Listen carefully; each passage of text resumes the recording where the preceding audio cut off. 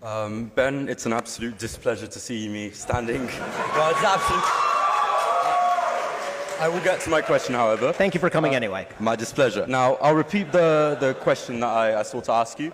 You have recently been discussing a lot about the history of the occupation of Palestine. I will call it that. I know you will oppose that, but I will call it that. The occupation of Palestine. The whole thing, right? Just to be clear? The entirety of Palestine. Thank you. You may accuse me of genocide if you wish. That is not my position. Sure, and I will, but go ahead.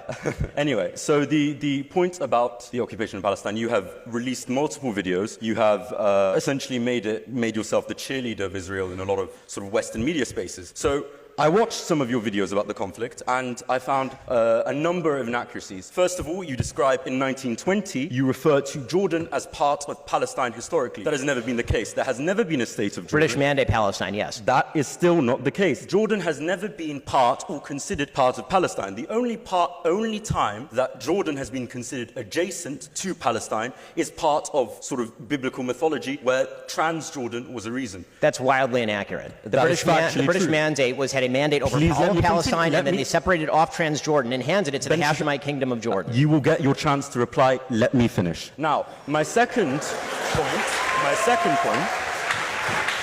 point that you have phrased constantly and consistently, and it's quite a popular Zionist talking point, is the fact that the Arabs have rejected peace every time it was offered to them. Now, I would like, of course, there's been multiple times where peace has been offered, so let's discuss some of them. The Peel Commission. The Peel Commission entailed expelling multiple Arab families and multiple Arab communities, largely agrarian, from the land in order to create a Jewish state under a colonial authority. Now, I understand, of course, you are a Zionist, so you believe that's desirable. For the Palestinian farmers, I can imagine they would not have enjoyed that. Number two, you mentioned that that after 1948, the Arabs had the chance to negotiate and make peace with Israel. Apart from the fact that in 1956, Israel invaded the Sinai in Egypt unprovoked purely due to the fact that President Nasser nationalized the Suez Canal. Then you claim that the 1967 war was a war of extermination. But if you will read any trusted and respected historian over the 1967 war, and perhaps you may even decide to read some of the books of Moshe Dayan about the actual conflict, where he describes that Israel actually provoked